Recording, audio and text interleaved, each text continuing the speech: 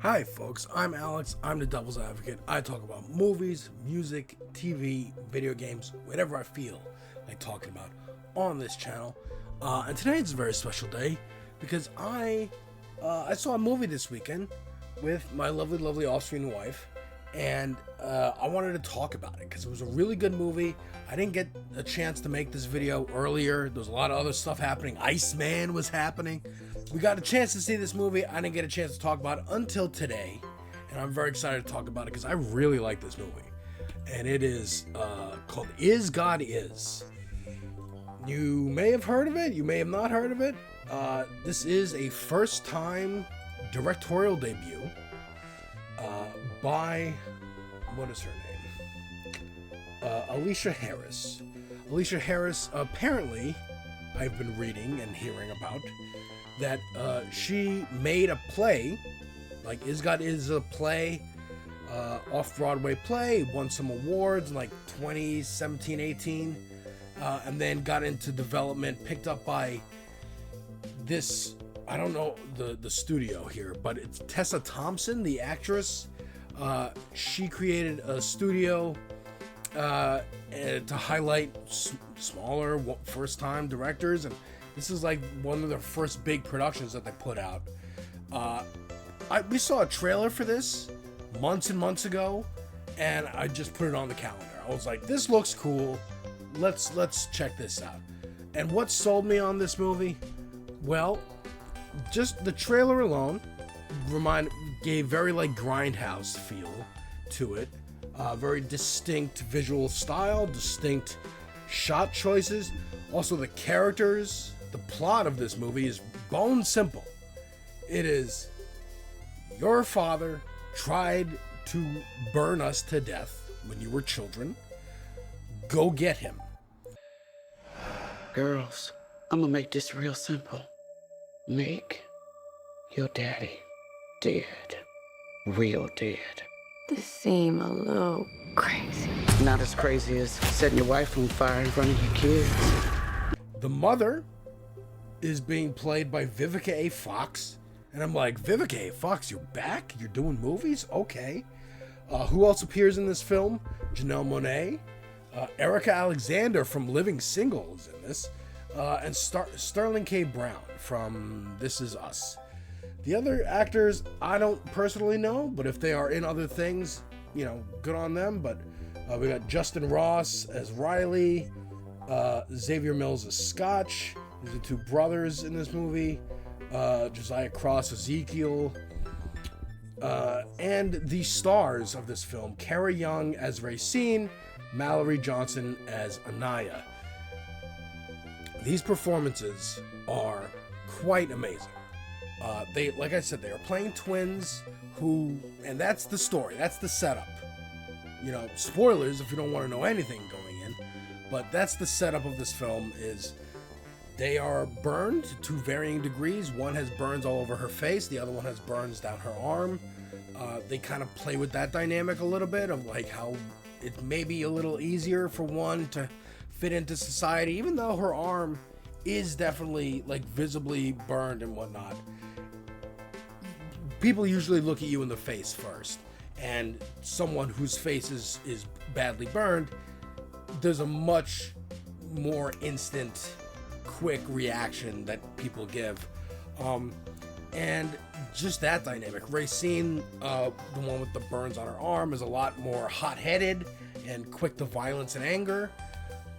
Usually in response to someone attacking her sister, calling her ugly, making fun of them, whatever it is. While her sister is a lot more sensitive, a lot more understanding and forgiving, and throughout the movie, a lot more intuitive and careful and critically thinking, while her sister is a lot more impulsive and acts on emotion. I'm not really gonna spoil much here.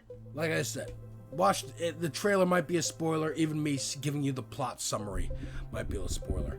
But I've heard this movie talked about in a couple ways that I vaguely agree with. One, Kill Bill, which, sure, it is very much a, hey, we have this one mission, And on that one mission, we are going to run into people, and we might have to, get rid of the people in our way. Okay, that's a lot of movies. It's not just Kill Bill. I think it's the style, the way it's shot, that makes people make that connection. The color palette is also very bright and distinct, which I love.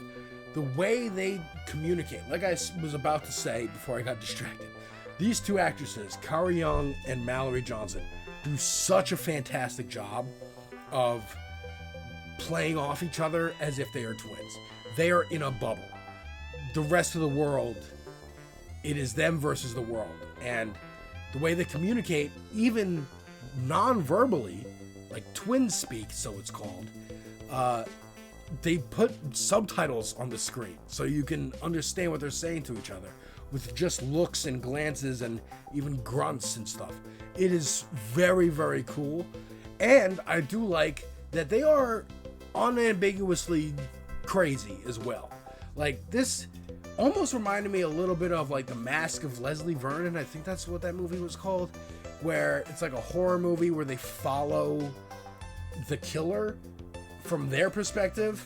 There's another movie, Tucker and Dale versus Evil, which is more of a comedic version of this. But whereas or Cabin in the Woods, something like that, where you might be able to see this movie as a straight horror movie from the perspective of the people encountering our main characters.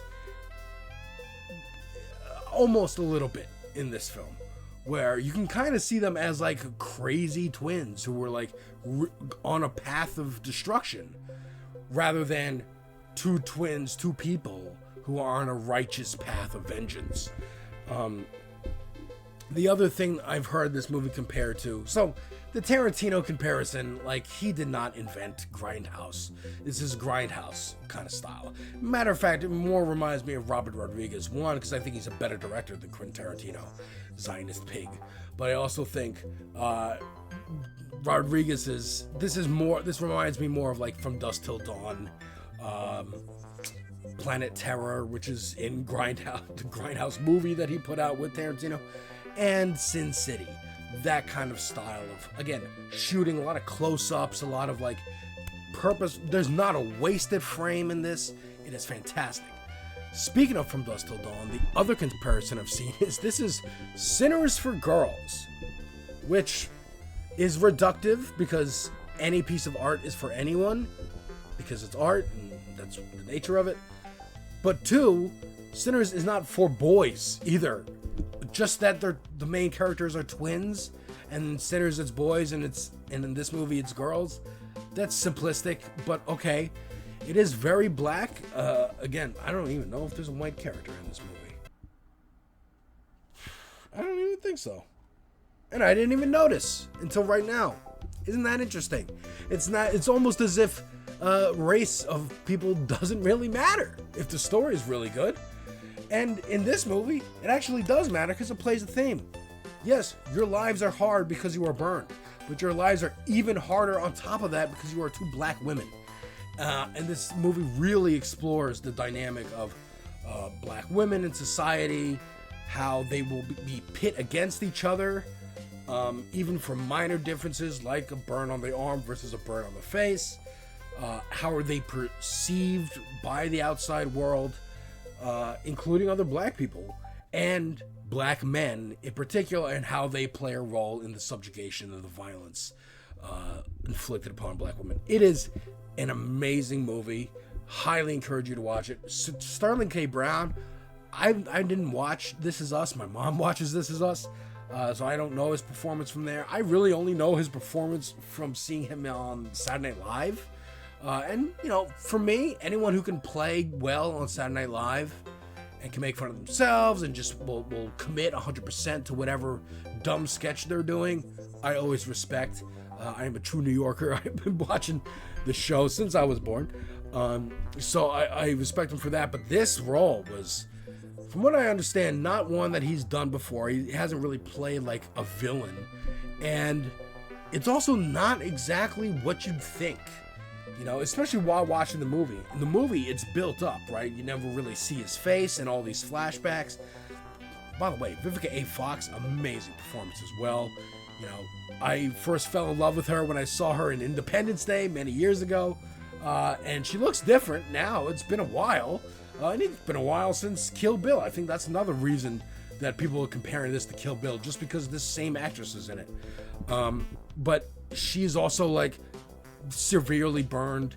You know, again, she was the target of the violence, and sends her girls on a quest after them thinking that she's either died or hasn't been in their lives for their entire lives, as they've bounced around foster care systems. It's also, again, critique on like child care, foster care, family structures, community, all these things, wealth, privilege, all this. And it really makes it has so much to say and such a simple plot. It really works. There was only really one moment in the movie that I thought, and minor spoilers, I guess, but they were running through a field after just having an encounter with a hammer-wielding motorcyclist. I won't spoil more than that. They're running through a field. They come across a water spigot, and they drink. Oh, thank God, there's this water, and we're drinking this water. And then one of them says to the other, "Doesn't this feel a little too good to be true?" And then we hard cut to them asleep on a bus, and that was confusing. And I feel like a hiccup, or like there was a scene missing.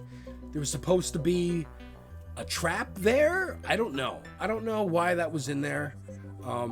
Please, someone, if you understand what that was, explain it to me in the comments down below. But other than that, again, very minor hiccup, did not matter. I also didn't really vibe with the ending. Maybe because it just wasn't the ending that I wanted, and that's fair. That's the story they were telling, and it worked. It worked very well. It's very good.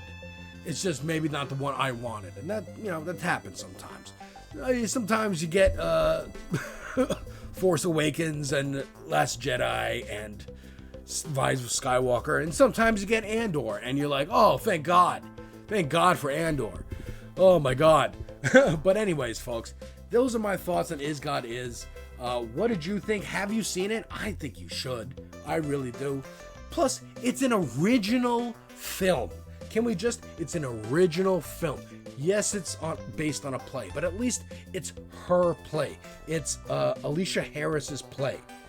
She wrote it. She directed it. I'm sure she had a hand in casting it. Go support original movies, man. Maybe that's why it's like Sinners, because this also is an original movie made by a black person. Okay?